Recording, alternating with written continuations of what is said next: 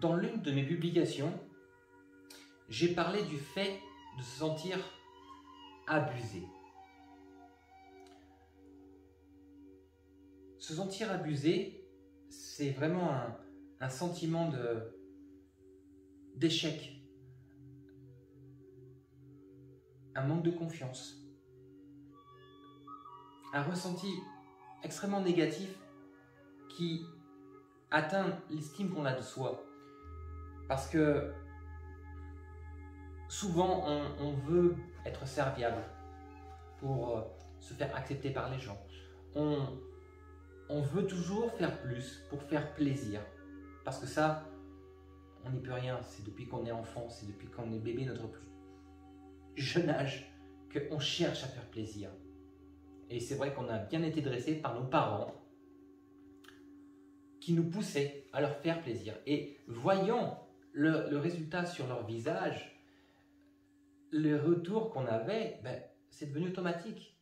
On cherche toujours à plaire, on cherche toujours à faire plaisir. Parce qu'en fait, en faisant plaisir, dans les yeux des gens, on se sent exister, on se sent être important.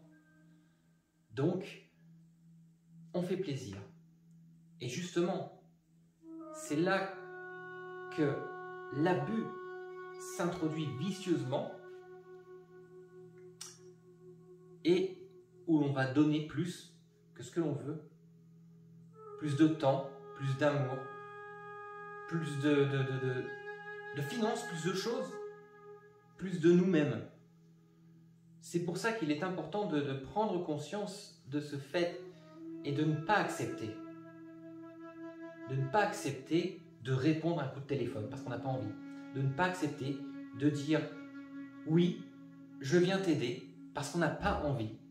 De ne pas accepter de se faire siffler dans la rue parce qu'on n'a pas à l'accepter. De quel droit cette personne, cet homme-là, se permet de nous parler comme si nous nous connaissions depuis 20 ans? De quel droit mon père, ma mère, ma sœur m'appellent pour la 3e fois en me demandant de venir l'aider à faire ceci ou cela? De quel droit mon patron, effectivement, peut-être que c'est lui qui me paye tous les mois, qui me donne la chance d'avoir un travail, mais de quel droit se permet-il de me demander de rester tous les jours, plus tard, pour terminer des tâches qui ne m'incombent pas? Non, vous n'avez pas à le faire, car à partir du moment où vous acceptez, vous donnez votre pouvoir justement à la personne en face, qui en profitera de plus en plus. Il y a une phrase qui dit « trop bon, trop con ». Mais c'est vrai, trop bon, trop con. Et même si on sent qu'on est obligé, que c'est bien pour nous, pour notre karma, d'être bon, eh bien il faut savoir être égoïste. Il faut accepter d'être égoïste. Parce que sinon, à force d'être abusé, vous commencez à vous fondre, à devenir transparent, à n'être plus qu'un outil pour les autres. Et ça, non. Non. S'il vous plaît. L'abus, on le trouve dans tous les domaines, y compris dans une vie maritale, dans une famille, où une personne va toujours faire plus que l'autre.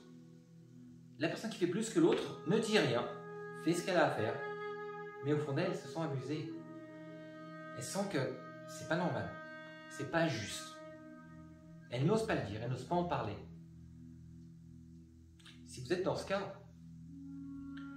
que vous faites des choses qui ne sont pas alignées, que vous n'avez pas envie, mais bon, pour le bien-être de votre mari, pour le bien-être de vos enfants, pour être une bonne mère ou un bon père, vous les faites quand même. Mais vous ne dites rien.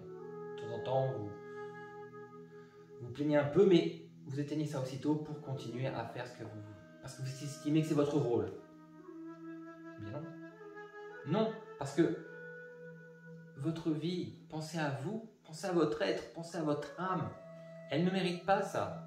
Vous avez le droit de dire ce que vous pensez. Vous avez le droit de dire non. Non, aujourd'hui, c'est pas à moi de faire ça. Aujourd'hui, je n'ai pas envie de le faire.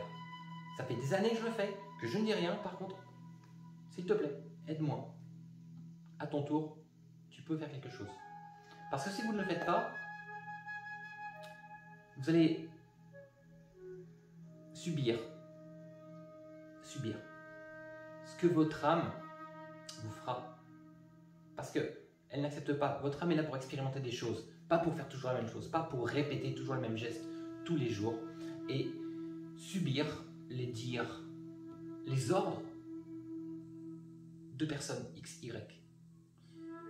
Donc, vous serez malade.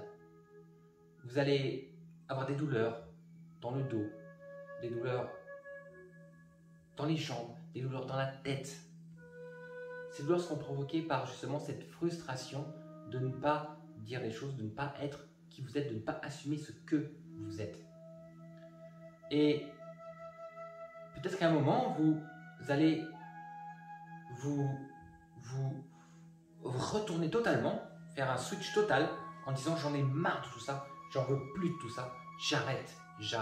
Alors, dans ces cas-là, deux possibilités. La première, vous plaquez tout, vous dites merde à votre mari, vous dites merde à vos enfants, vous dites merde à votre famille et vous partez.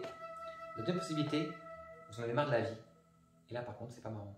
Parce que vous allez vous mettre peut-être dans l'alcool, peut-être dans la drogue, peut-être dans des addictions, peut-être voire pousser au suicide. Parce que vous n'aurez pas osé dire non, je refuse. Alors, reprenez même votre pouvoir de dire non. Vous avez le droit, vous méritez tout ce qu'il y a de mieux. Vous n'avez pas à être l'esclave de qui que ce soit. Quelle que soit cette personne, aussi proche soit-elle. Non. Prenez le pouvoir. Assumez votre pouvoir. Dites les choses. Et si une personne vous appelle parce qu'elle a besoin de vous ou par intérêt, dites-lui non. Essayez une fois. Parce que souvent, il ne suffit que d'une fois